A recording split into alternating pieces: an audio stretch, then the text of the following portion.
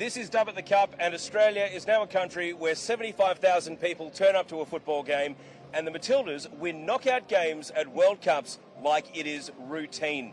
We will remember tonight as one of the more comprehensive Matildas displays in their history. I'm Pellizzeri. Joining me on Dub at the Cup is Matilda and Adelaide United midfielder Dylan Holmes.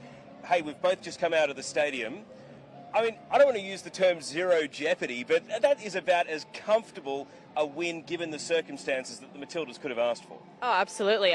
Pre-game I was talking about, maybe a bit of the pressure that they would be under being the favorites going into this game. But, for me, it was so much fun to watch, especially compared to the USA-Sweden game the night before, which went to penalties. So this was, very cruisy, it kind of felt like for the Matildas. And awesome, they're into the quarterfinals now. You've got the player's perspective. When you say a bit of nerves, I've never been more relaxed going into a game. Maybe that's just me. Maybe I just didn't think Denmark were going to give us too much trouble. Were you genuinely nervous about Australia's chances of falling at this hurdle?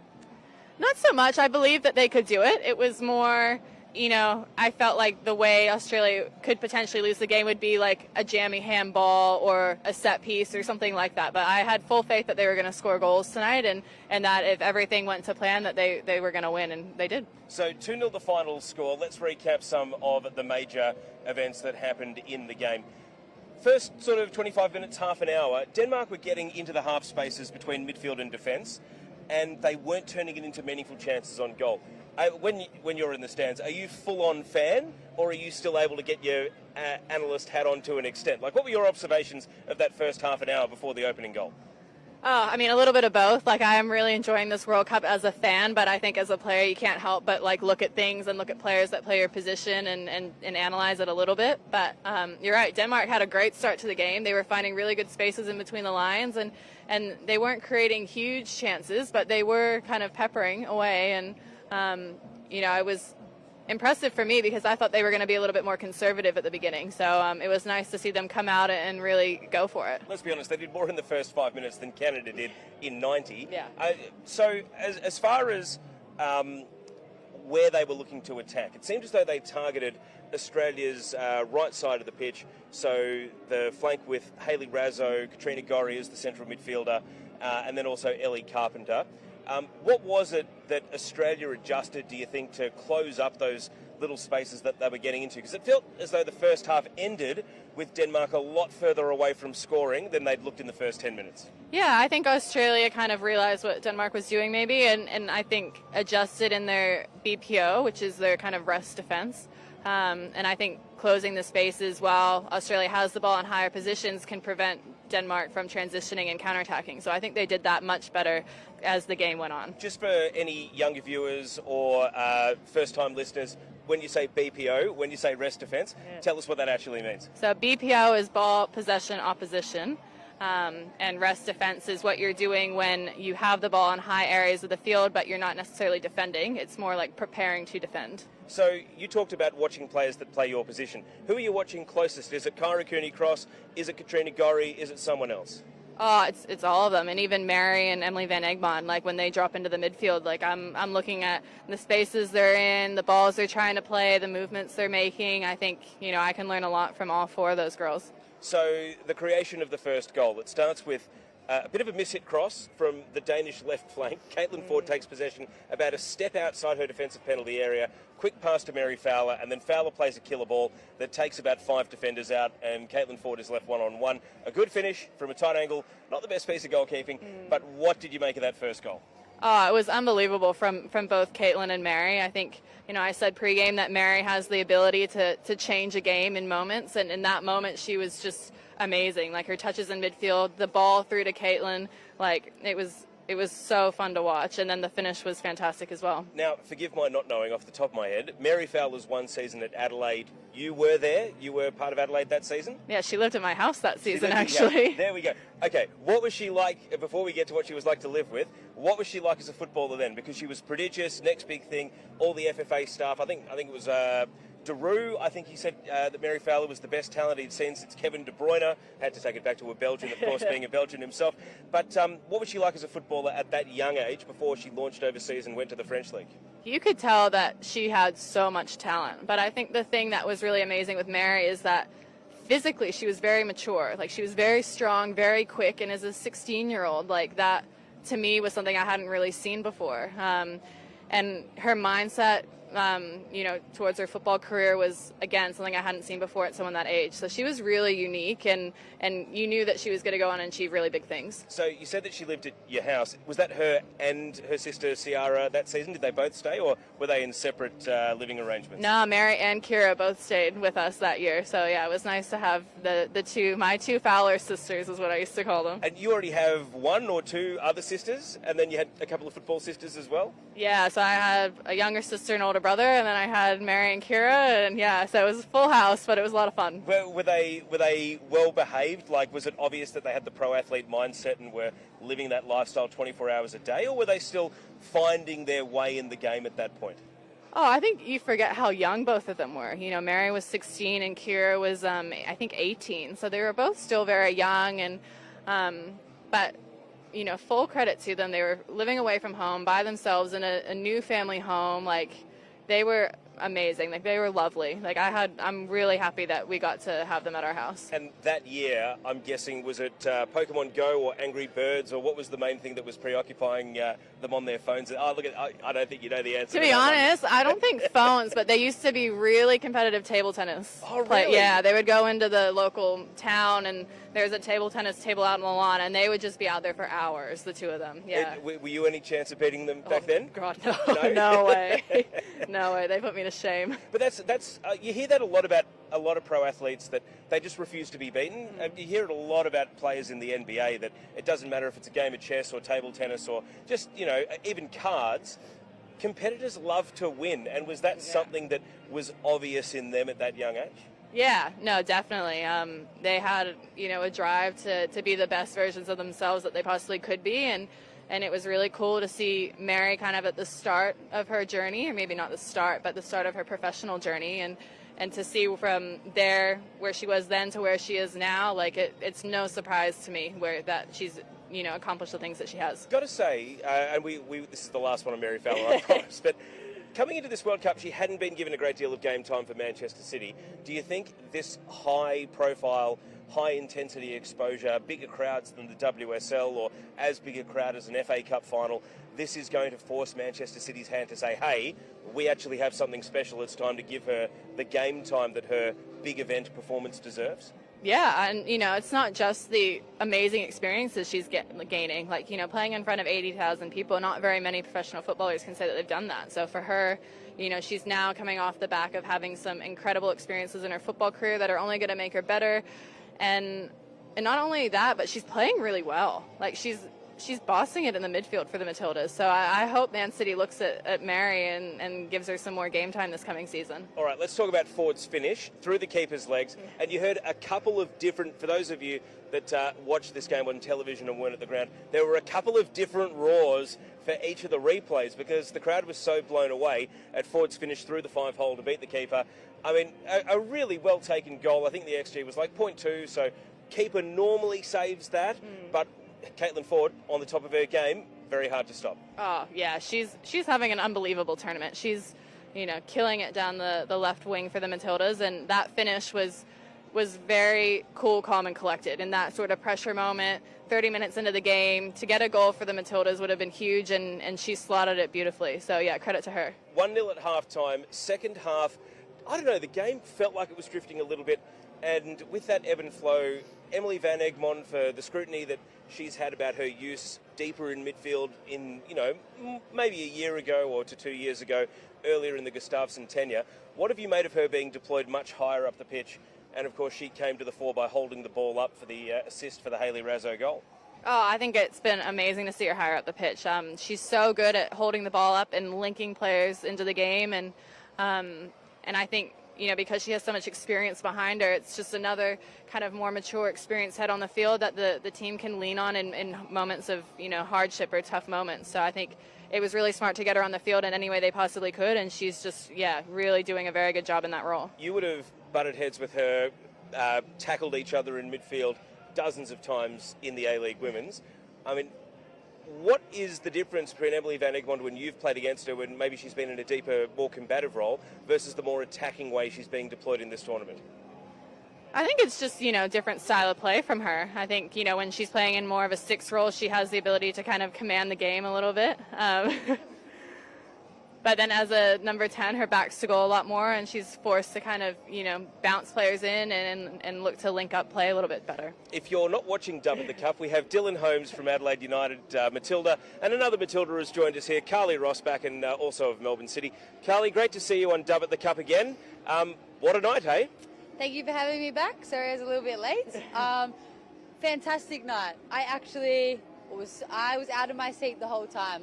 2 great goals. They played really well, so, couldn't be happier. We were just recapping some of the events of the game. We mentioned the goal in the first half. Any observations on that first half, though? We were talking about how Denmark were able to find a few spaces and get into promising positions, but didn't really have the killer ball or the creative touch to capitalise on good field position. No, Denmark, they did have a few good chances. There was the one early on in the first half, the whipped ball across for Madden to get onto, but she didn't get onto in the end. But, Caitlin Ford, she had a blinder tonight. She had a lot of time and a lot of space on the ball, and I think that's what worked really well, having Mary and Emily in there as well. To take the focus on them to then create the space for Caitlin Ford out wide and getting Kyra on the ball. I thought Kyra was exceptional tonight. She was a key role in that midfield, getting on the ball, twisting, turning, playing forward, and then finding the killer passes out to Kate, which, she loves those areas. She's good on the ball. She's good dribbler. She loves cutting in. So that's the whole game plan tonight, and they did it really well. Interesting you mentioned Cooney Cross, because there were a couple of moments where she took the ball and she ran. Again, you've played against Kyra plenty of times. What is the strategy to stop her once she builds up a head of steam with the ball at her feet? Sometimes you just have to foul her. It's really hard when she gets going and she gets running, because she's very quick off the first few steps. So if she kind of beats you in those first few steps, it's really hard to catch her. So yeah, sometimes it's as simple as just fouling her and making the professional foul, I'd say. Once again, Tony Gustafsson didn't opt for fresh legs. He just trusted Cooney Cross and Gorry to run out the entire game. Given Australia was coming in off a 7-day break, did you like the sub strategy tonight? When you're winning, you're walking on top of the ground. So do you feel as though, they got that right? They gave a couple of minutes and a couple of ovations at the end, but for the most part, they didn't change things a great deal. No, there's always going to be that topic. Could he have made more changes? Could he not? But it's probably ideal when 2-0 can be a dangerous scoreline, and for the majority of the game, they were only up 1-0. So I can't really say if it was right, if it was wrong, but at this stage, you probably do need to draw on some other players to give some confidence, give some minutes into their legs, to also give a break to Minnie and Kyra. They've played every single minute. So, but they're doing really well. So do you really change things that's working is the question. Dylan, that stability and that game control today didn't really matter what subs Denmark made. They weren't really able to affect the game. So did you think it was the right call to, again, play Cooney Cross and Gorry for every minute of the game? Yeah, I'd agree with Carly. 2-0 is a bit of a dangerous score, and I think, mixing up the midfield, you don't really know what's going to happen. But on the flip side, it would have been nice to get some minutes into some legs, especially, we're going deep into this tournament, and you're right, Kyra and Katrina Gorry have played every single minute of every game. So, hopefully nothing happens to them, but if something were to happen to either of them, what's plan B? We don't know. I'll ask that right back at you. What is plan B? We don't have to worry about it just yet, but as you say, it could be 7 games in a month. So it's a huge workload for these players.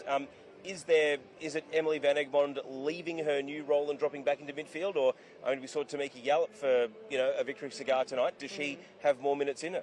Yeah, either of those options is very good.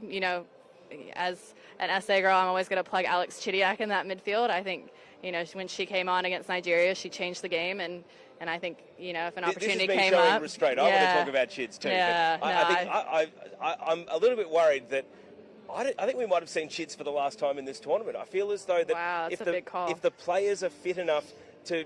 maybe if we go to extra time in a game and you get the extra sub, but at the moment I'm just thinking that maybe she's kind of fallen down the pecking order a little bit. I don't know. Yeah, no, I don't know either. I think, she did a good enough job against Nigeria in Brisbane to warrant more opportunities, I hope, going forward. But yeah, you're right. Who knows? We were just talking about Emily Van Egmond and how she's been deployed in this more advanced role when you joined us, Carly. And she had the assist tonight for Hayley Razzo's goal, the second goal that gave Australia the safety net. What have you made of how Emily Van Egmond has been deployed in this more advanced role up the pitch?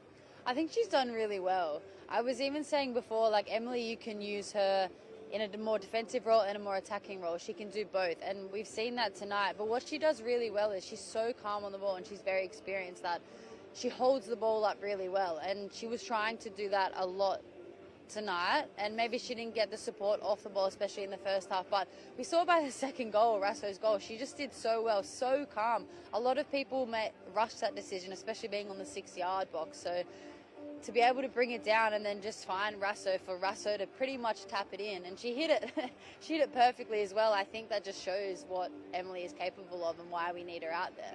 We talk about confidence players. Is there anyone who's on a bigger high at the moment than Hayley Razzo? I'm not really sure. I feel like all the girls out there, to be honest, you can see them after the game, like how hyped up they are. So, I mean, Rasso, she's been playing really well. 3 goals now in 2 games, so she would be very hyped up. But I know Rasso should be wanting more. It's a super even golden boot race. Can Hayley Razzo, I mean, I know we'll get to Kerr in a moment, but could Hayley Razzo win the golden boot, given she has been on the end of some very good moves and also been quite deadly with her finishing so far? Oh, yeah, absolutely. I think, if Australia make it deep into this tournament, which I really hope they do, like, Hayley Rasso hopefully will be right up there in the golden boot race. All right, let's get on to the final big incident of the game. Sam Kerr, they'd cut to the bench a few times. We'd seen her warm up. Then there was the shirt change. And then finally, Sam Kerr comes on. Sum up what that moment was like when Sam Kerr finally made her World Cup appearance.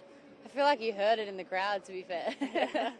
Everyone just went off. But I think it just brings a lot more confidence and a lot more, a lot more kick to the team having her back out there. I mean, she's been great off the field. She's been an extra support. You've seen clips from her, like coaching, cheering on the girls and everything, but to have her on the field, you can see it's like she hasn't been injured the last couple of games. So she came out there and she looked firing. So to just have her out there, she's our goal scorer. So, I mean, it just brings a lot more to the team.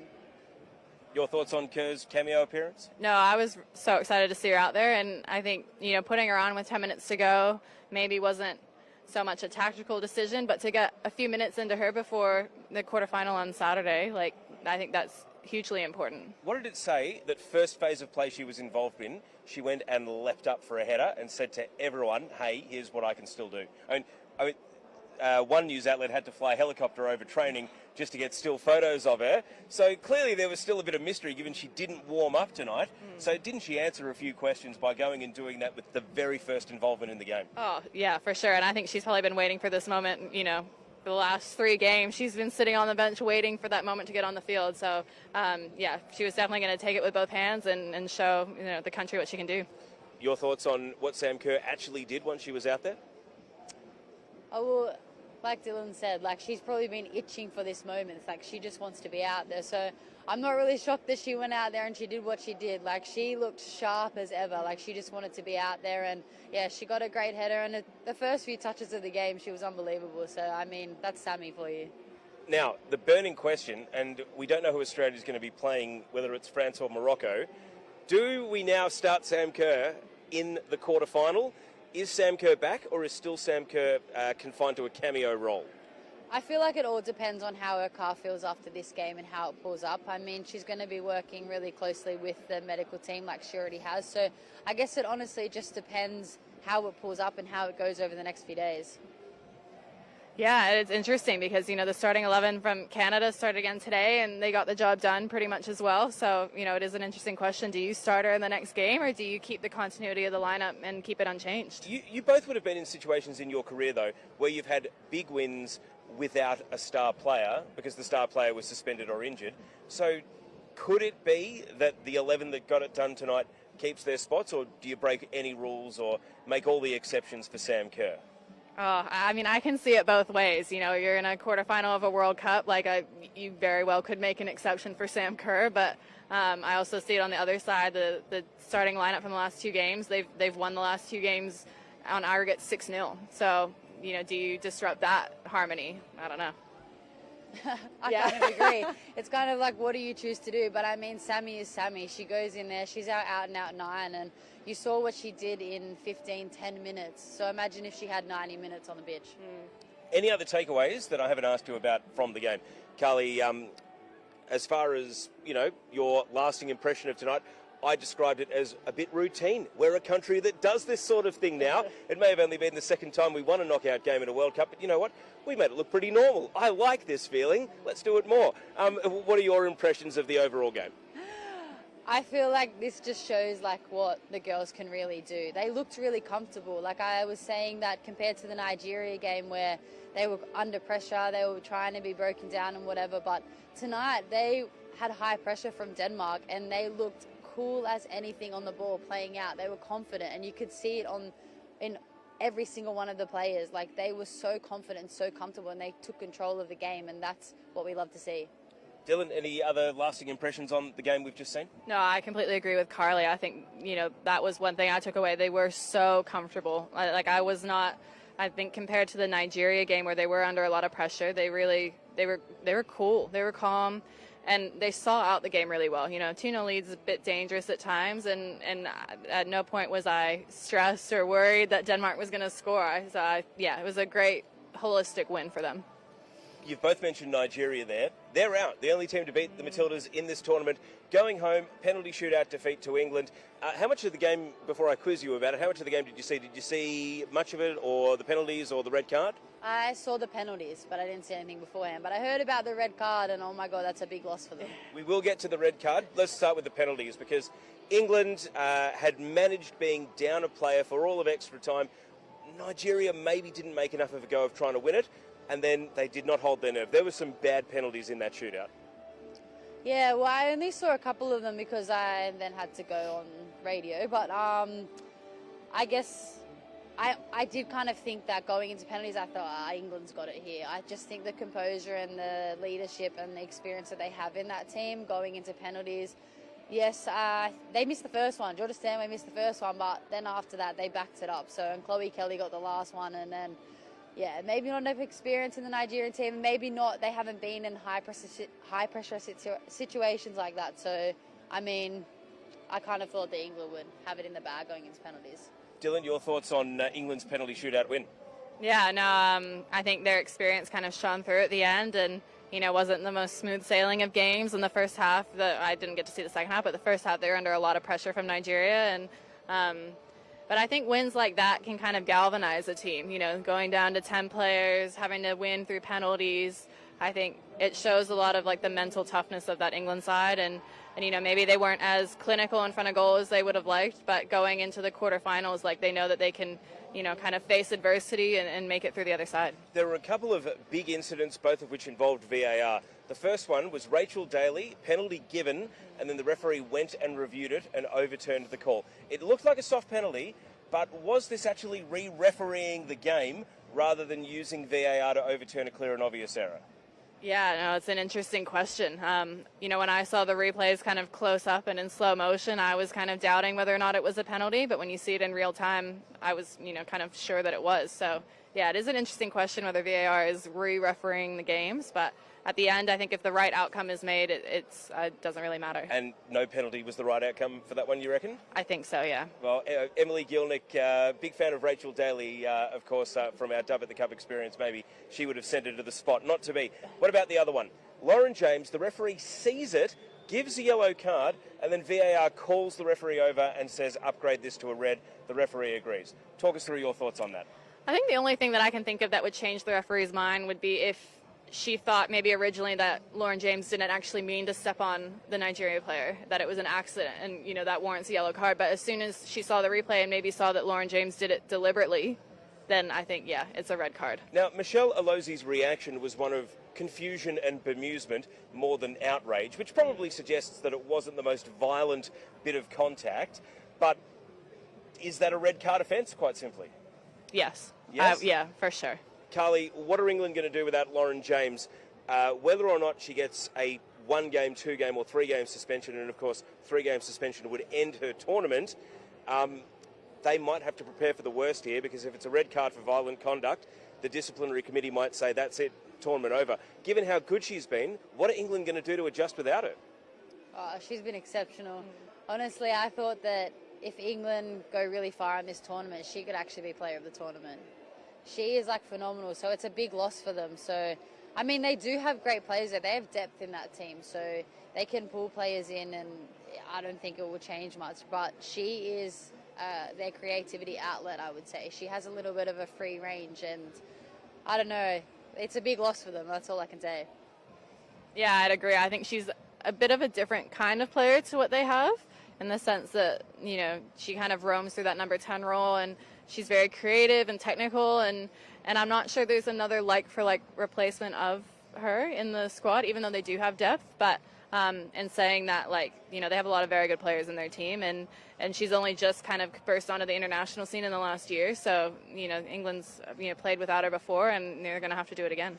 Now, you were there in Adelaide for England's 6-1 win against China, which was really seen as the enlightenment and England breaking the shackles of the first two games. But Lauren James was a pretty important part of that, allowing them to change the formation. So what does Sarina Wiegman do from here? Yeah, it'll be very interesting to see if she persists with a back three or if she goes back to a more conventional 4-3-3. I'm not sure. Yeah, I really don't know what she's going to do. I mean, England weren't able to score through 120 minutes tonight. Yes, extra time with 10 players. But given you got to witness their best firsthand, are they just blowing hot and cold? Or do we have to say that maybe China just, you know, had a bad game and England punished them for it? And maybe the real England is the one we saw squeaking out 1-0 wins in the first two games and then winning on penalties today? I think it's probably a combination of both. I think I was actually very disappointed with China. You know, going into that game, it was the Asian champions versus the European champions, and, you know, I was looking forward to kind of a blockbuster game, and China didn't really go for it. They sat in a very low block, and even, you know, England went 2-0 up, and China continued to sit in this low block, even though their World Cup future was, you know, in the balance. So I think it probably was a combination of England's just playing incredibly well, but also China not playing very well. And same question to you, Carly. What does Sarina Wiegman do from here? Obviously has to shuffle the pack again. Is the real England the one that's squeaking by narrowly, or can they tap into what they did to China in their quarterfinal? Oh, 100%. If they can do it once, they can do it again. I mean, they're the European champions for a reason, so they can go out there and they can put performances together. But it's interesting that you say that, because the World Cup, we've seen in other results that there's been some major upsets. So it's a bit different saying, can they go and score, do a massive scoreline again against one team, and then maybe next game they're going to come out and just scrape through? Because in a World Cup, it's so unpredictable. You don't know what's going to happen. And Nigeria, they've been quite solid throughout this whole tournament. They've been getting draws. They've actually been getting wins. So, I mean, and now we're into the knockout stages that anything can really happen. How important is it that Sarina Wiegman, as the last female head coach standing in this tournament, keeps going as far as she can? Oh, it's amazing to see what she's doing. I mean, she's already won the Euros twice, and she's going to probably take this team quite far in this tournament. And she is an exceptional coach. The way that she sees the game, she picks out players, is like unbelievable. So I think she can take this team really far, and it's just great for women in general. Same question. How important is it that the last women's coach standing can take this England team as far as possible? Yeah, I think it's so important to see female coaches taking teams far into the tournament. You know, as Carly was saying, she's done a phenomenal job, and it's been really exciting to see this kind of crop of England players kind of playing to their potential. I think, you know, before they had kind of been close and you could see that there was a little bit more to them, but just quite hit their straps yet. Whereas with Wiegman, they've been unbelievable. The Euros was a battle of two women coaches in the final. Germany's Martina Voss-Tecklenburg against England's Sarina Wiegman. Is it a problem that we haven't even decided all of our quarterfinalists yet, and we only had 3 female coaches in the round of 16. Now we've only got 1 going to the quarterfinals. Is this something that football broadly can address, or is it really a nation-by-nation issue to try and increase the number of elite female coaches? I think it's probably easier done as a nation-by-nation issue. I think if you look at it kind of big picture, it's probably a bit harder to address, but if you look at it, country to country, maybe there are more specific targeted things you can do to increase representation or female representation in the coaching space. I mean, coming out of Canberra always prided itself on having a woman as a head coach. That's changed in the last couple of seasons with Negosh Popovic there, but coming through, you would have had any number of female leadership and role models to play for. How important is that in order to not lose sight of the fact that even though it hasn't worked out for some of the female coaches at this tournament, growing those numbers needs to happen? Oh, it's huge. I mean, I've been under a few female coaches now, and I looked up to them massively. It's not just a man's job, so I mean, you can really see what women can bring to the game, and they know football inside and out as well, so it's just phenomenal to see. One last word on the defeated team, Nigeria. How annoyed should they be that they weren't able to capitalise on 11 versus 10 in this game? I mean, they beat Australia, they were undefeated through the group stage, and they go home undefeated here other than losing on penalties.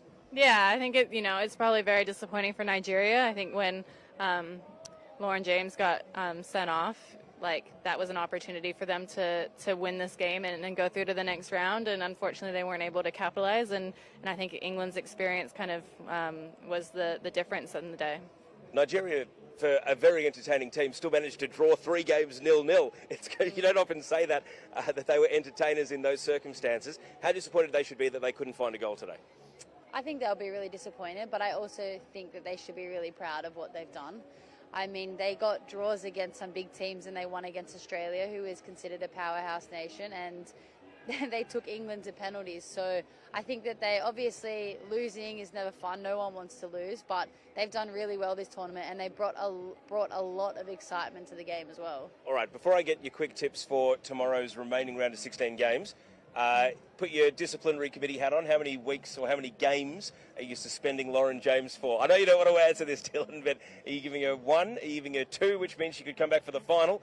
Or are you saying tournament over 3 games suspension?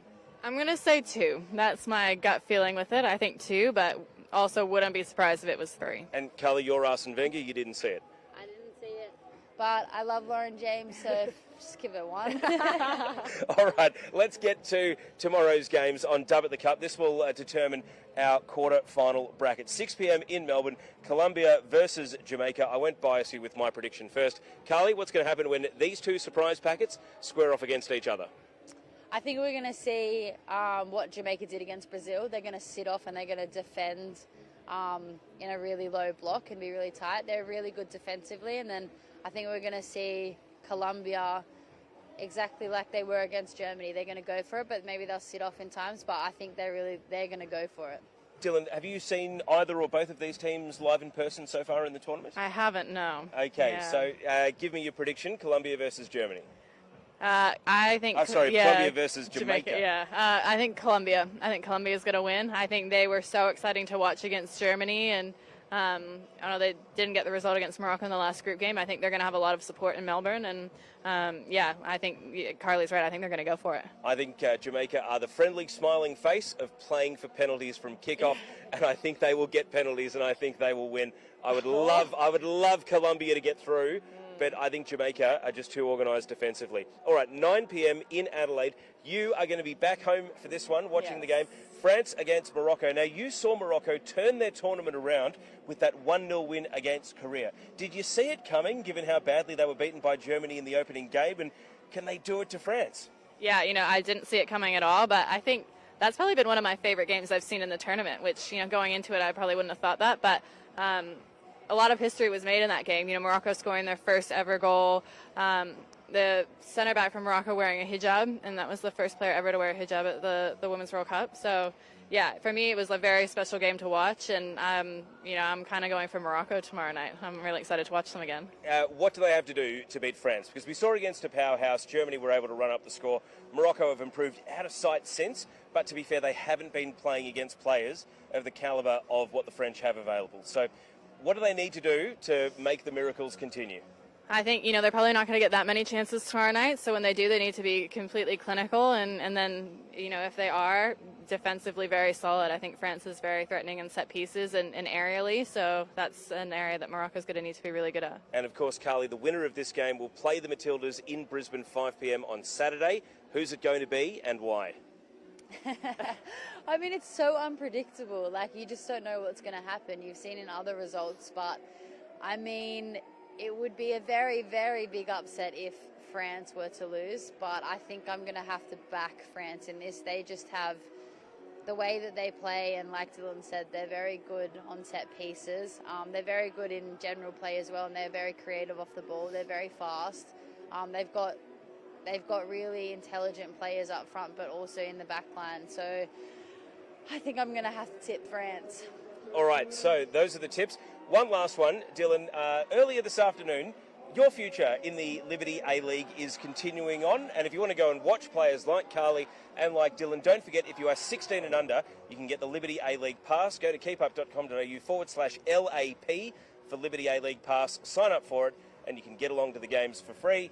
And if you want to see Dylan Holmes play, it'll be for Adelaide United for another couple of seasons. So how excited are you to have got a bit more certainty around your future and signing on a new contract with the Reds? Yeah, no, I'm very excited. I love playing for Adelaide United, and I love playing for Adrian Stenta, and I'm excited about the things to come in the next couple of years. How much has this World Cup motivated you for your personal football? I mean, obviously you have played for the Matildas, you've been a part of the national team, but I'm sure you want to win an A-League championship before you're done as well. And Adelaide, they're still waiting. They're one of the few teams that's never been to the grand final. So what would it mean to you to win one for your hometown club? Oh, it would mean the world. I think, I've grown up seeing the team struggle for the most part. And in the last probably 5 or 6 years, we've really started to build a program that's performing consistently. We've had ups and downs, but I think there's a good group of South Australian girls that are coming through where, hopefully that's possible. And it would mean the absolute world to me to do it with Adelaide. Well, given the spectacle of Hindmarsh Stadium and also what the World Cup's been doing,